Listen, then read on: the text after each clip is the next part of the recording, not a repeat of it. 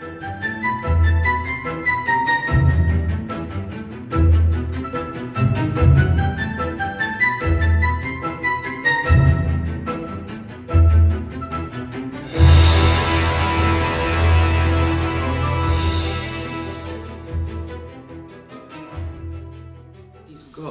There are a lot of people that are converted to the faith because of Catholic music. Either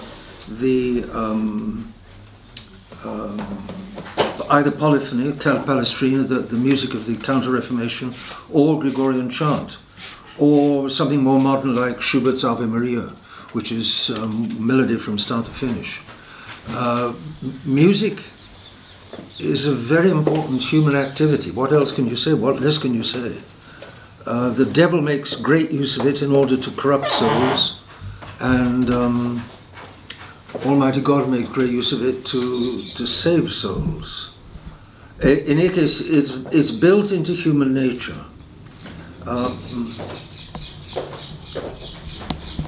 One of the Shakespeare quotes is, "I don't trust the man who hasn't got any music in him." I forget which play, maybe Julius Caesar. There's a Merchant of Venice. Merchant of Venice. The man who has no music in him is fit for stratagems and spoils. Yes. That's Merchant of Venice. There we are. Yes. And that's a case of Shylock. Shylock has got no music in him. But his daughter has, and she's in love with a handsome young, what you call them in Hebrew, or they call them chitkas, white Gentile girls. When Jewish boys want to marry Gentile girls, they're called something like Shiksa. Shikta. Shiksa. How do you spell that? Shiksa. Shikasa. Shiksa. No, Shiksa. Yes, that sounds right. Because they've got something against young Jewish boys marrying Gentile girls, but she's a Jewish girl marrying a Gentile boy, but she's got music in her, which her father hasn't. She's the daughter of Shylock, and is fit for stratagem, for something, stratagems and spoils. Treasons, stratagems and spoils. I think that's it. Yes. Come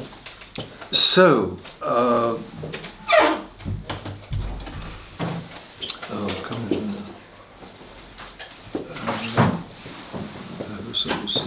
Have yourself a decent seat somewhere. Somebody make way for an older man. Juveniles. An old crock. I didn't say an old crock. Juveniles. One thing you don't learn in the modern world is respect for older people. It's natural. Because it's natural, it's rooted out of young people. Actually, though in fairness, quite often in public transport, some young person offers me their seat. I don't usually accept it, but they do. I'm being unfair when I say there are definitely youngsters that do answer, but there are other youngsters that don't. They don't think of it. They've never been taught it. So, the point here is that the heart of music is melody.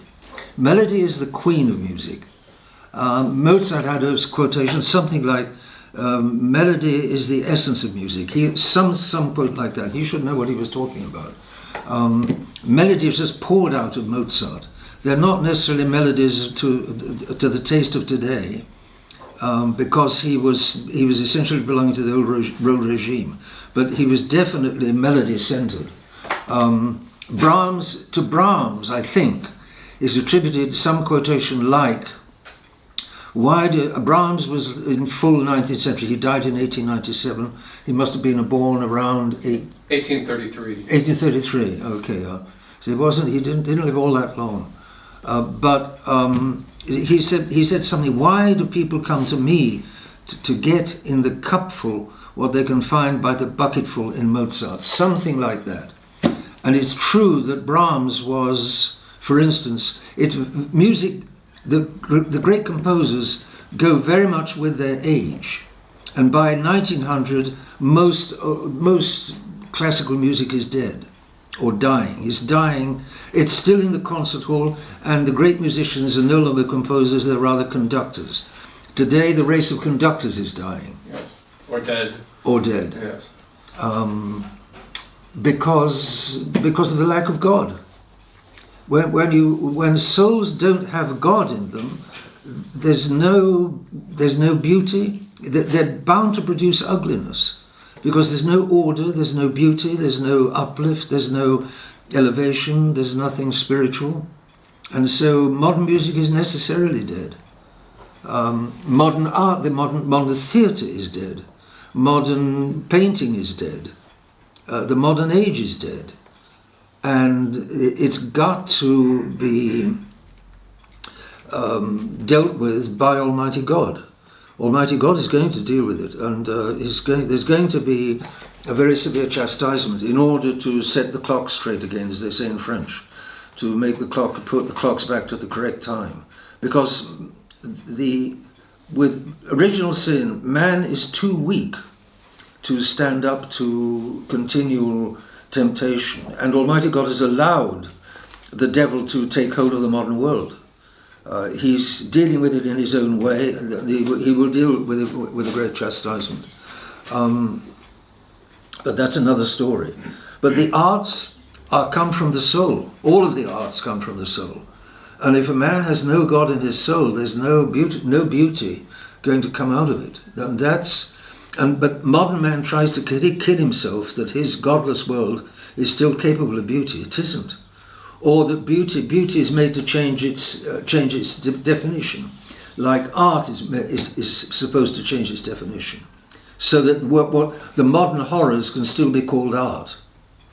The difference between modern art and art of the old regime, of the old world, of the world you might say basically prior to the French Revolution, but the art lasted for about another 100 years after the French Revolution, approximately. That's an absolute generalization. Brahms was not writing any more music before he died.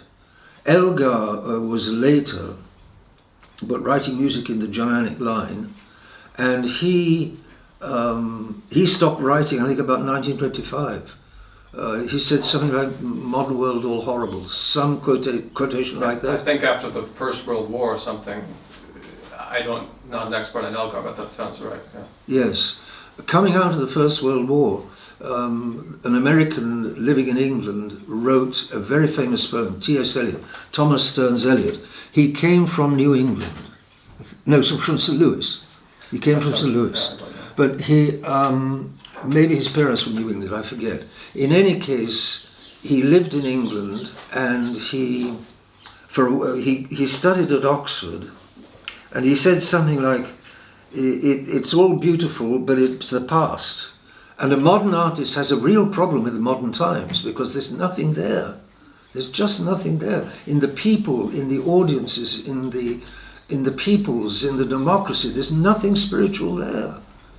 And art can be defined as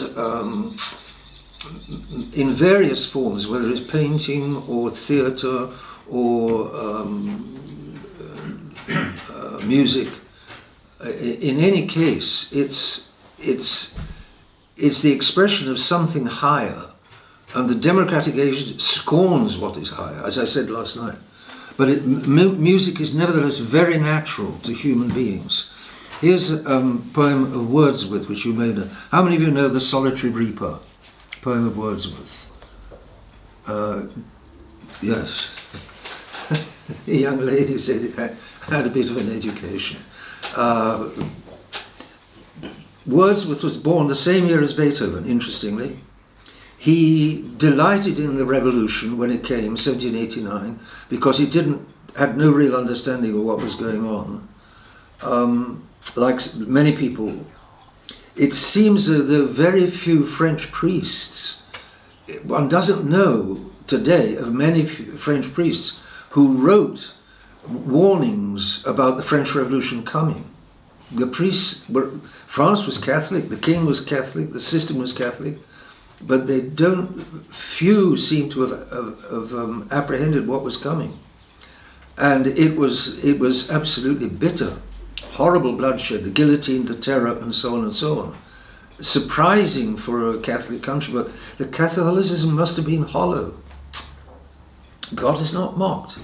You and I can put on the surface to try to fool him, but he's not mocked. And if he's not really being loved as he should be loved and obeyed as he should be obeyed, then these punishments come. The whole Novus Ordo religion, and it is a new religion, it's not the Catholic religion, the whole Novus Ordo religion is a mockery of God. It's a pretense of the continuation of Catholicism, the updating of Catholicism, but it's adapting the religion of God to man's godlessness, to modern man's godlessness. And it doesn't work. Another comparison I frequently use, the liberal principles in the gas tank of the Catholic Church will stop the church, just like water in not a great amount of water in the petrol tank of a car will stop the car. Hydrogen oxide, which is water, is already burnt. It can't burn anymore. But a relatively small amount of it will stop the rest of the petrol from burning. The car stops. You put liberalism and godlessness into the gas tank of the Catholic Church, it stops. The Catholic Church simply stops. And that's what's happening to the Church today, these liberal principles.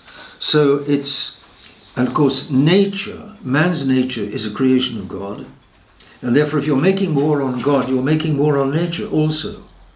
But music is melodious music, music with melody as its center, is part of human nature. This is Wordsworth on a tour of Scotland. He must have been touring Scotland. He's written, the date I don't think is here. No, the date is not here. But it must be around 1800, either a little before or more likely a little after, but not much after 1800. So it's the world going revolutionary. When Wordsworth is young, he wrote, "Bliss was it on that dawn to be alive, but to be young was very heaven." He was greeting the revolution because the old regime seemed dull and false, and he and Coleridge together instituted a different kind of poetry in England, which would be much more simple, much less flowery, much less artificial, much more natural. And they succeeded in changing the course of English poetry.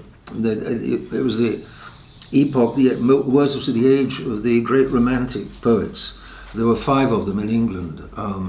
Wordsworth, I don't know the chronological order, Keats, Coleridge, Byron, and a 5th.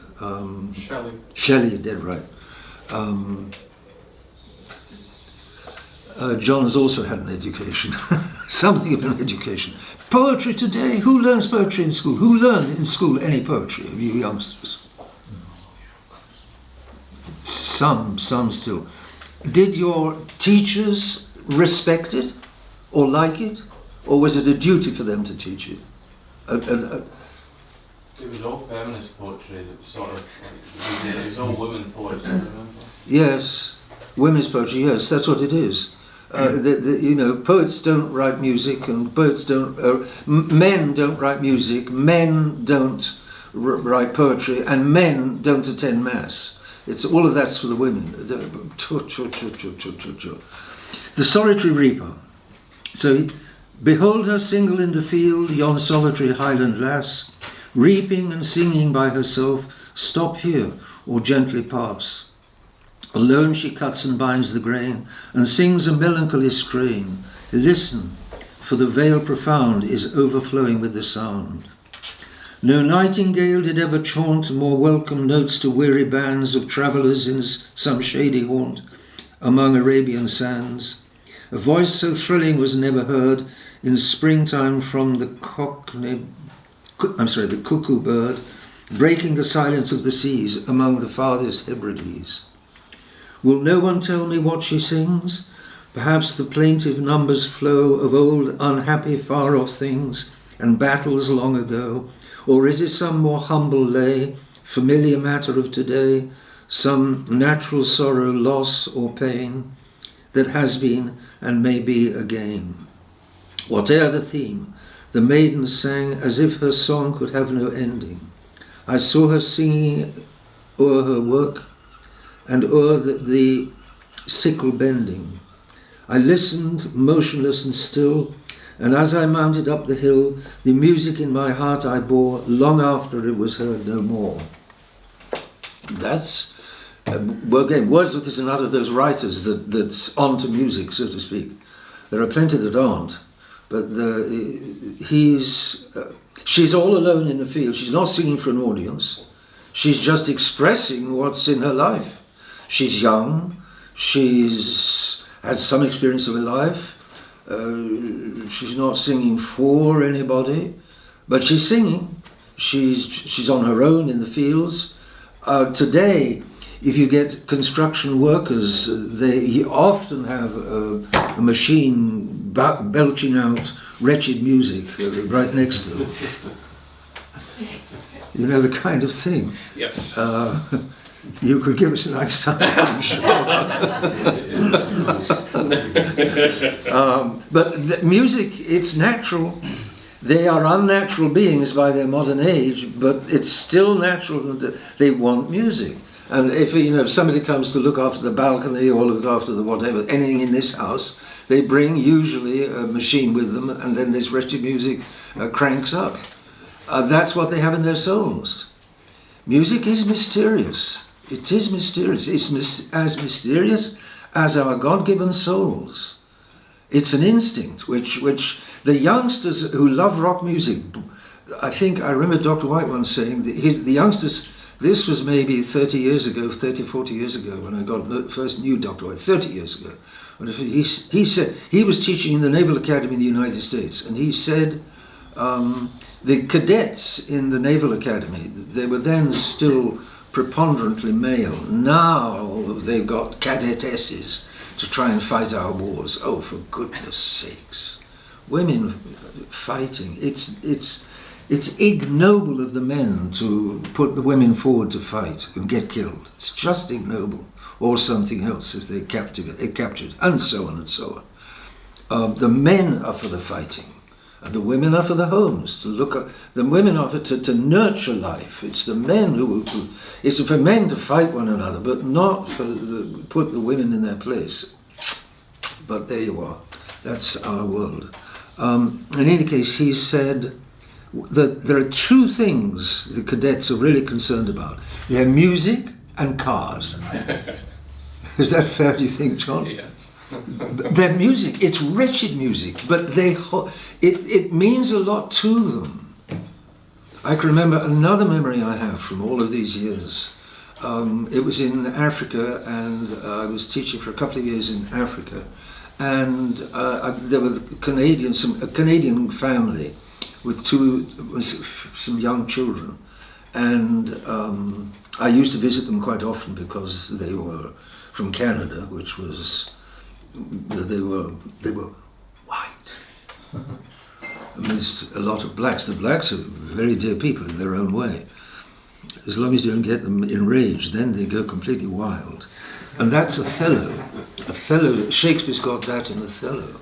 Othello, thus do I blow away my love.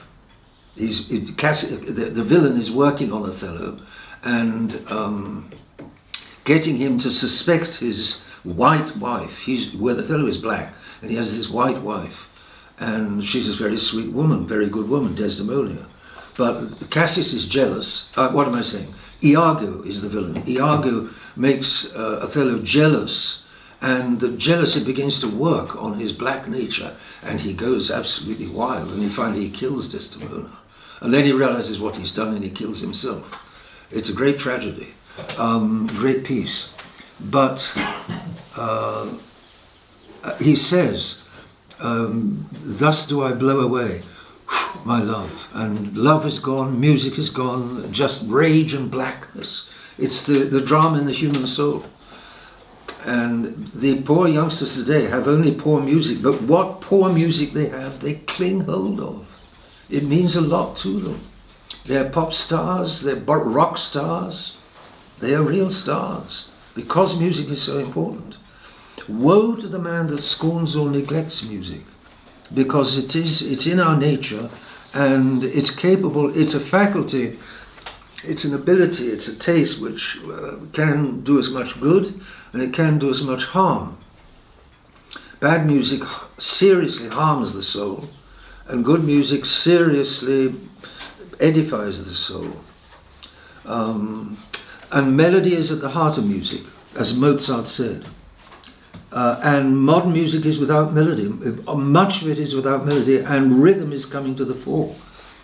And what melody is there left in rap music? Is there any melody left in rap? I think if it's strict rap, it's just rhythmic talking over a beat. Yes. So no melody. Yes, that's right. There are some songs maybe that mix melody and rap, but Yes. I think pure rap is no melody. Yes, that's right. Surely that's right. And that's the logical conclusion of godless music. That's where it ends up. And the man that hath no music in him is fit for treason, stratagems, and spoils. Who says that? Do you remember in the play? Lorenzo, I think, to Jessica. Lorenzo, to Jessica. Yes. Act 5. Has she raised the question of music, or I can't remember the scene? I don't remember. Yeah, sure. Well, here's a movement of Mozart. Play, John, perhaps the second movement of the Prague Symphony. What? It's there. Yes, here. This is the fourth from the end of Mozart's symphonies. He wrote another 3 symphonies, a trio of symphonies, but this is the fourth when he was visiting Prague. He was very fond of Prague because it was a little less strict and formal than Vienna. Vienna, where he lived and worked, was the capital of the huge Austro-Hungarian Empire. So in Vienna, a very serious business of running a very big empire was going on, but in Prague things were a little less tight, straight-laced. He wrote this, I think, in 4 days. Do you remember, John? I don't remember. Oh no, it was the Linz, about the same time as he wrote Don Giovanni. It's not heavy, but it is by moments deep, and it is just one long line of melody.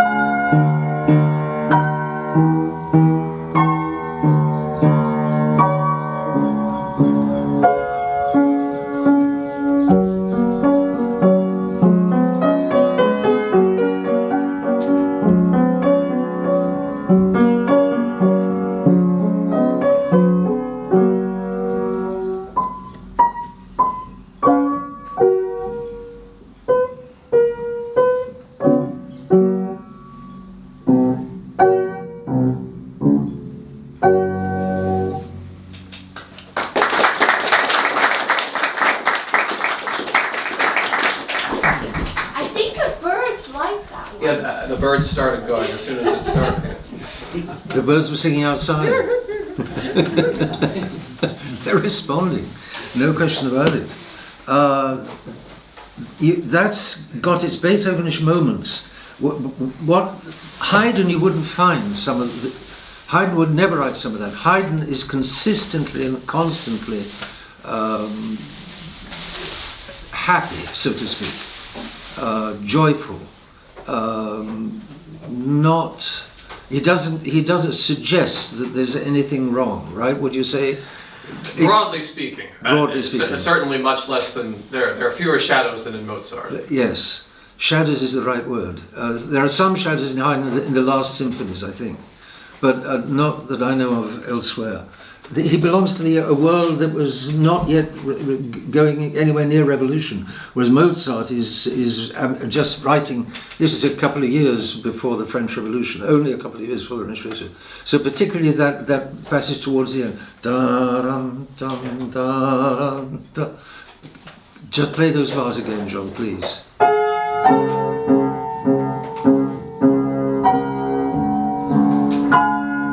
Listen to the left hand.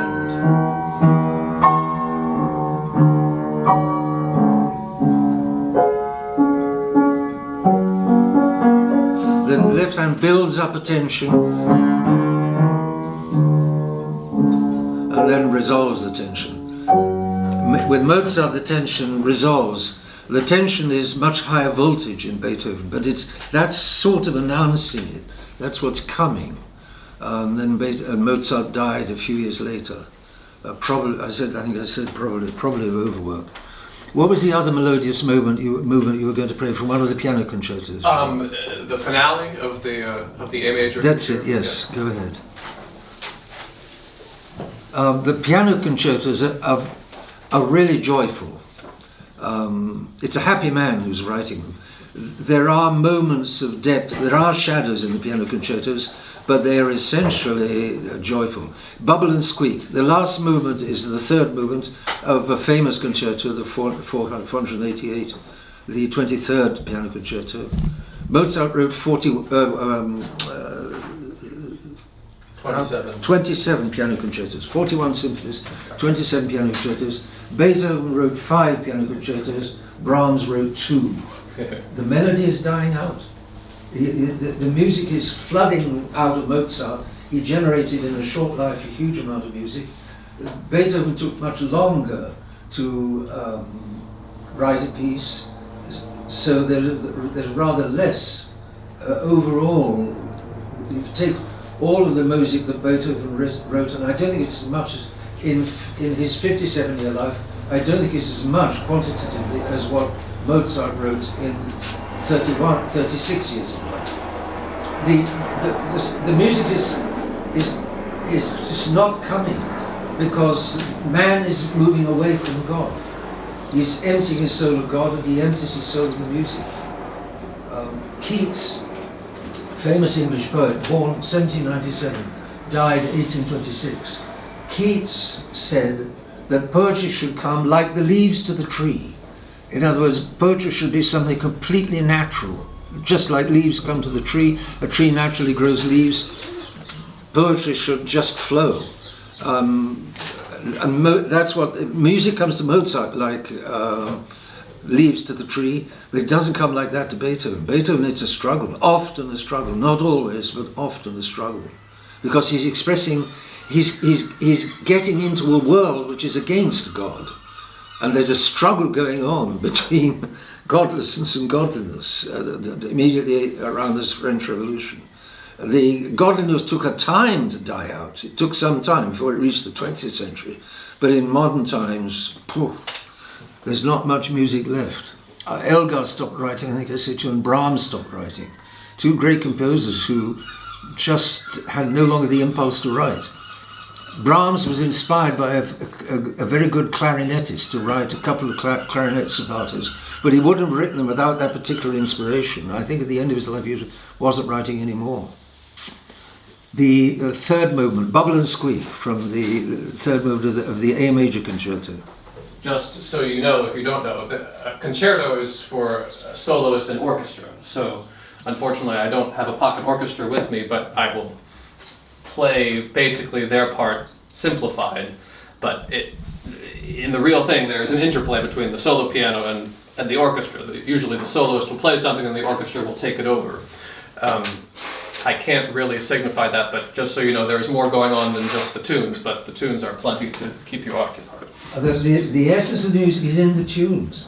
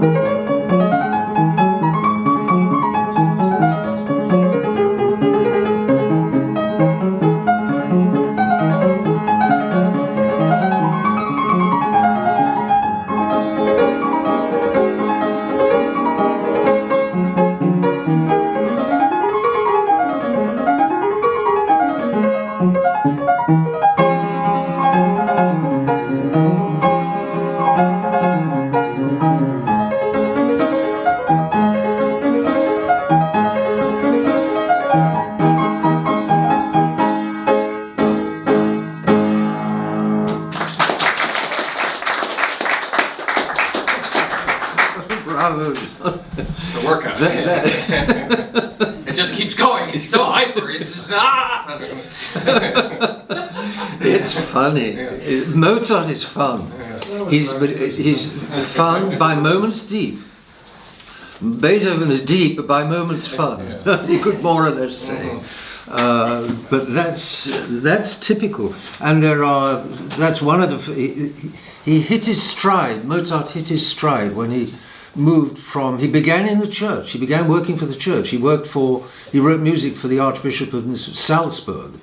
And then he didn't get on too well with the Archbishop of Salzburg, so instead of saying, "Oh, Archbishop, you're right, you're infallible, you are wonderful, you're a majesty of the church, and I'm only a layman," he didn't say that. He just, at the moment, he cleared off and went from in Salzburg to Vienna, but in Vienna he had to make his living on his own.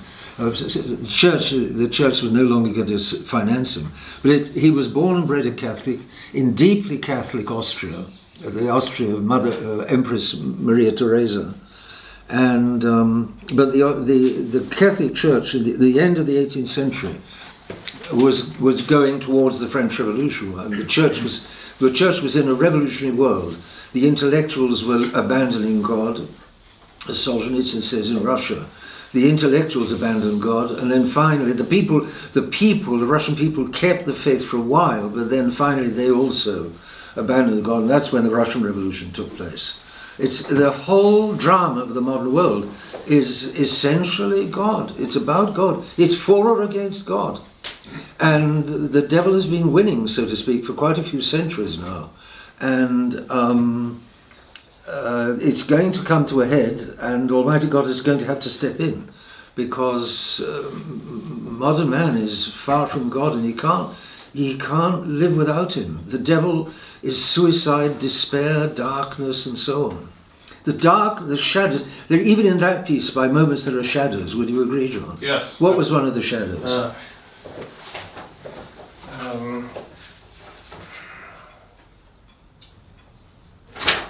I can't. I heard it, but I can't point out where it was. The part that went.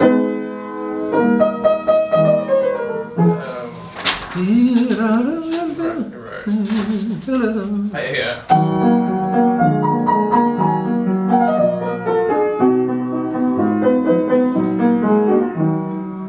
Yes. But so the shadows are also there. Haydn had a great respect for Mozart. He was rather older, but he said to Mozart's father, "Your son is the greatest musician I know." Do you know that quote? Yes, either by reputation or known to me personally. Yes. Yeah. Yes. That was after Mozart had written a set of 6 string quartets that he dedicated to Haydn. Yes, that's right. And they were right. played in Haydn's presence, and he was impressed. Yes, that's right. Haydn was a peasant background, very close to Croatia, I think. Actually, he was. I believe that modern Croatian. Yes, he was. Haydn died 1809. Yes. He knew Beethoven, and Beethoven had a great respect for Haydn, although a conditional respect. Yes. Beethoven was too revolutionary to be content with Haydn, so to speak. There are very few shadows in Haydn. There are definitely more shadows in Mozart than there are in Haydn. But Haydn, if you want sanity, robustness and sanity, a sane cheerfulness, a steady, sane cheerfulness, that's Haydn. Not getting too deep, not getting too dark. I dare say he knew about that, but he didn't want to get into it. Beethoven wrote early in his career a set of 3 trios. That's it for 3 instruments: piano, violin, and cello. And Beethoven was proudest of the 3rd, which was in C minor. Do you know that? Yeah. So this is the same key as Mozart's Fantasy that we played yesterday. And this was to become a quintessential Beethoven key because it's very stormy and dark. And this trio starts.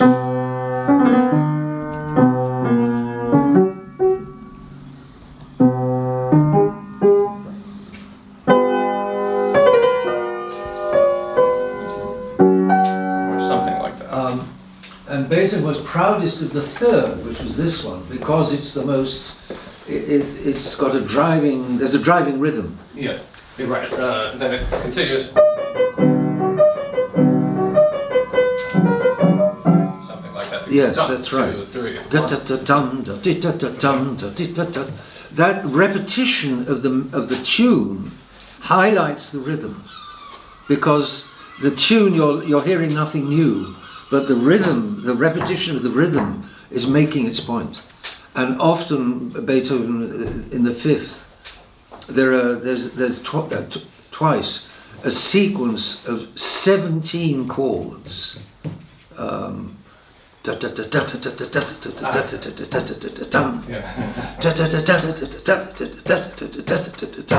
no melody at all, but the rhythm is very powerful.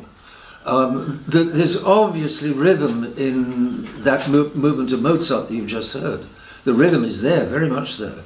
It's not as though rhythm is wicked and naughty, but if the music is going south, the rhythm is liable to become more and more interesting, and the melody less and less interesting. The rhythm takes over. We've got two pieces which show that very clearly. But what is the time now? 10 past 10. 10 past 10. Yes, we're coming to an hour. Let me read you a little more about from an English music critic who's died some years ago. I don't know exactly when. Constant Lambert was his name. As far as I know, have you heard the name, John? I've heard it. I don't know much about it. Right. Very critical of modern music for the right reasons. He wrote some music himself. One or two pieces, I think, are still played in the concert hall. Very talented. He must have been very talented. But he was an artist that knew that art was dying, if not dead. He faced the same problem as T.S. Eliot. What does an artist have to express in an age which is spiritually dying? Either he imitates something from the past, but it's not authentic. T.S. Eliot was at Oxford University for a while, and he said something like, "All very beautiful, but it's out of date." Something like that, he said. All very beautiful, but it belongs to the past. Some such remark. And he himself did not want to belong to the past. He wanted to be modern. But the result is his poems and his plays. Dr. White has a very high regard for T.S. Eliot, but the poems and the plays are cold. Well, as far as I can see, there's not much there. It's a matter of taste. If you like the modern age, then you will definitely like T.S. Eliot. He had enough culture from the past, from his education in the United States. It was a semi-decent education, and that gave him enough to realize and appreciate how barren the modern world is, especially coming out of the Second World War. And therefore, because he was not completely modern, he was able to look at what was going on in the modern age and write interesting verse, poetry, not prose, something more than just prose, about it. And that was the famous poem of The Wasteland, which is of 1922, I think it dates. T.S. Eliot actually stayed for a while very close to here in Margate. He had something like approaching a nervous breakdown, and he came to Margate to enjoy the seaside, and it's known, the spot is still there, the pavilion on the beach is still there, where he actually wrote some of the lines. And a few of the lines are on Margate sands. I don't know if the Wasteland is in here. It'd be interesting to read those lines, because it shows the modern artists, he's trying to get something, he's trying to get blood from a stone. He's trying to represent that poetry can still be written, but since he makes his poetry of the modern world, many people will find it barren. It's saying something because he's got some sense of the old order, enough sense to recognize just how barren the new order is. But here we are. I'm not sure whether there's. I'm not sure whether the Tape Wasteland is here. T.S. Eliot. There's quite a lot of poems of his. No, I don't think it is. It isn't here. Yeah. It's a fine piece, but it's disjointed, which of course accurately is disintegrated, which accurately represents the modernist. How can a modern artist hold up the mirror to the modern age and still find something worth writing about, something that's edifying, something that's joyful, something that's... Mozart could do it because the old world was not yet gone. Beethoven is struggling between the old order and the new order. Beethoven is extremely is who he is, because just like Shakespeare was poised between the Middle Ages and the modern age, Beethoven is poised between the Ancien Régime before the French Revolution and the Romantic world of the 18th century and the 19th century. And so Beethoven has order from the 18th century and feeling from the 19th century. He's a unique combination of order and feeling. Composers before him may have more order, but they don't have the same feeling. Composers after him, like Wagner, may have more feeling still, but they're losing the order that Beethoven had. Beethoven is a unique combination, parallel to Shakespeare, a unique combination of one world before him and the world coming after him. Chinese proverb, when the mode of the music changes, the walls of the city shake. Now, that's very profound. It says again how important music is. The First World War, 1914, was foreshadowed in the breakdown of music between 1900 and 1914, or between a little further back in 1914. Atonal music was coming in, music without a key and without changes of key. I think, John, how do you define tonality? Oh, that's a good question. It's probably easier to give an example of it on the piano than to define it. But basically, when you play any song that you know, it's going to be in a key. So that's the key of C. That's the home, and that's sort of the center of gravity, or it's analogous to perspective, or the vanishing point in the visual arts, the sort of point to which everything is directed. And the whole structure of Haydn, Mozart, Beethoven, and into Brahms, into the 19th century, is based on that system of key, where you have a home, a center, a base that you're starting out from. You go away from it, which creates tension, right? Because you're not where you started anymore, you're not home. And then the remainder of the movement is spent getting back to it and re-establishing yourself in that key. So there is a center and there's a focus and there's a direction to tonal music. Tonal meaning it's centered around a tonal center, in that case C. Whereas atonal music deliberately did away with that and said, no, we're going to have egalitarian music where each of the 12 half steps gets used and there's no hierarchy, there's no one is more important than the other. Democracy. And so it sounds like...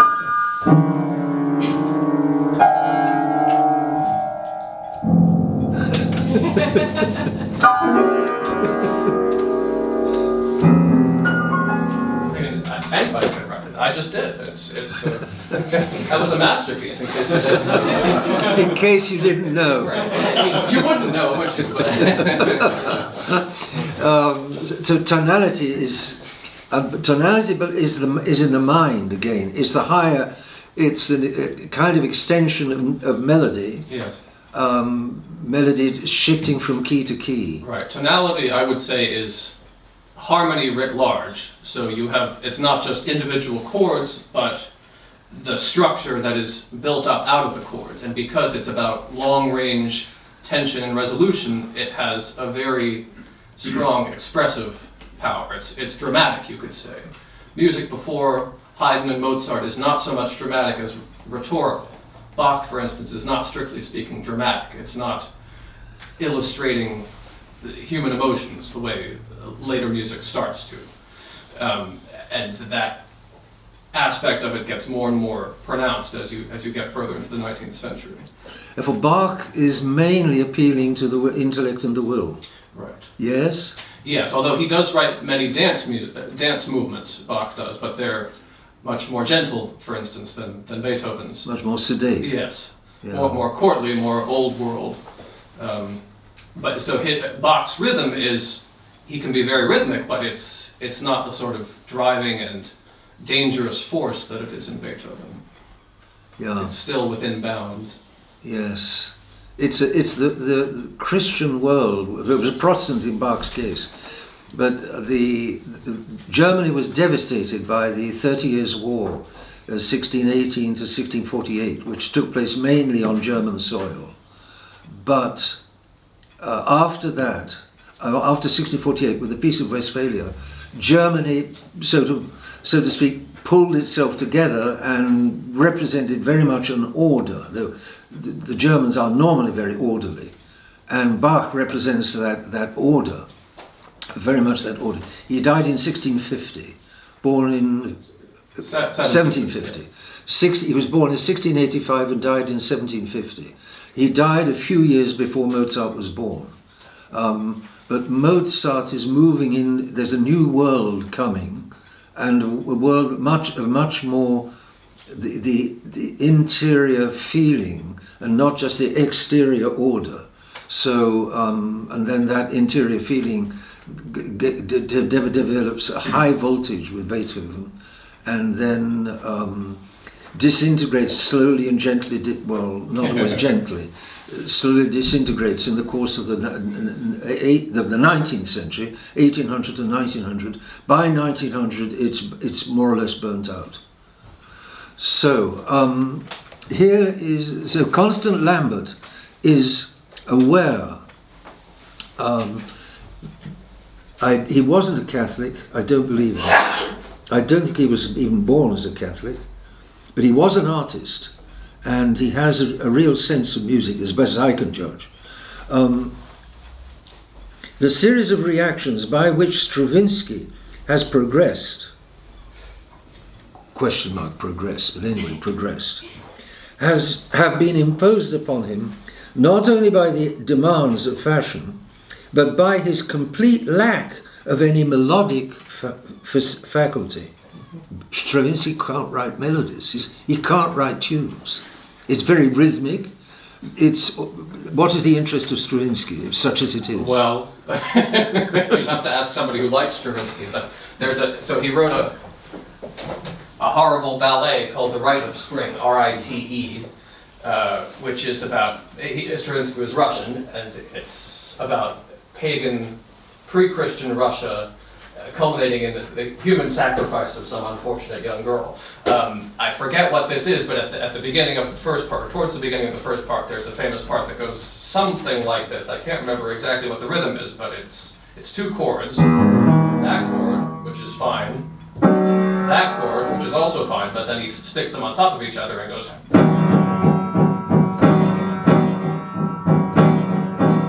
I'm making up the accents, but it's not regular. It's off the beat. So it's dissonant, ugly, and it's rhythm. The only interest is the rhythm, which is the lowest part of music. So that's, some people get excited by that, I guess, but it's for modern, jaded, and empty people. Modern arts are for empty people. They're empty of any humanity. They're emptying the humanity out of themselves. They're becoming cold and inhuman.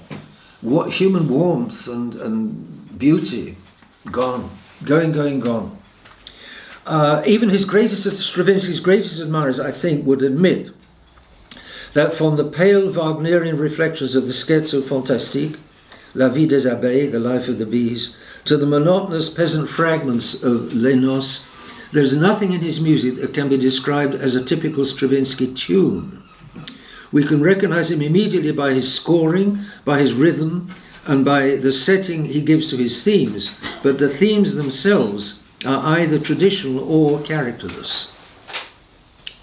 During this the Impressionist period of music, the excitement aroused by the new world of colour that had been opened up led to that's Debussy, I think he's talking about mainly, led to an almost complete neglect of the expressive possibilities of line or tune and melody through its traditional association with sentiment was tarred with the same brush as sentimentality.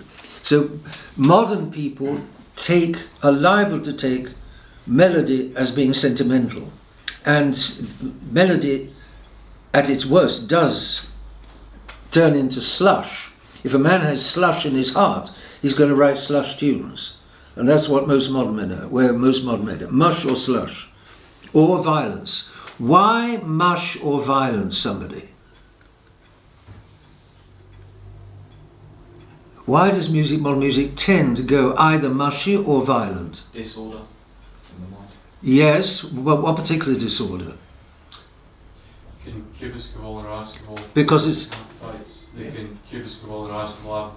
irascible and concupiscible, that's it.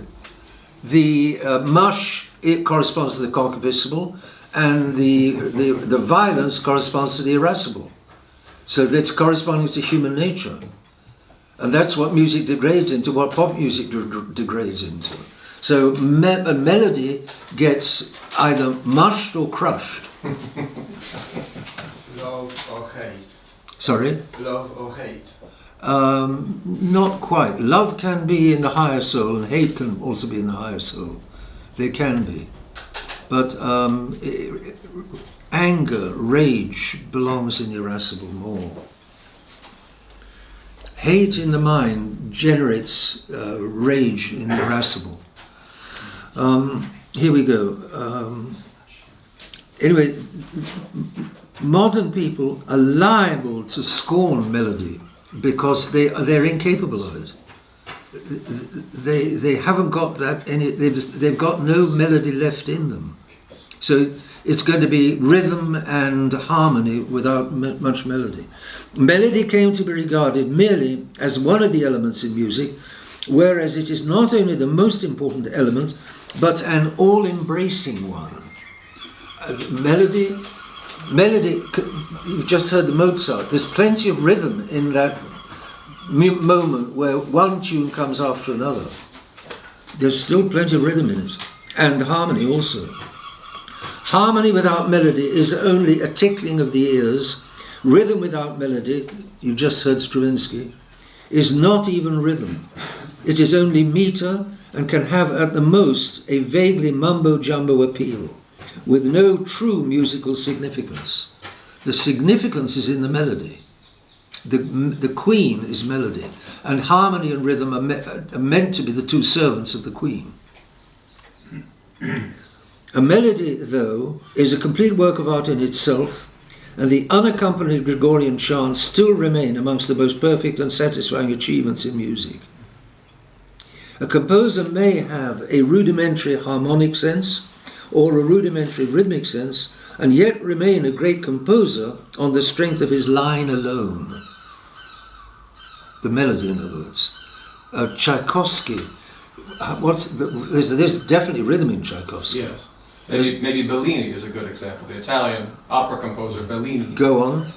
He has beautiful melodies. His orchestration, when he writes for the orchestra, is very simple. It's just supporting the voice. His harmony is not particularly remarkable, but his melodies are glorious, and so his operas are still popular. Yes. And Wagner was actually a big fan of Bellini, despite Wagner taking things in a different direction. But yes. Even someone like Wagner could find much to value in Bellini. There you are. I know nothing about Bellini. To a composer gifted with melodic genius, that would certainly be Tchaikovsky. Yes.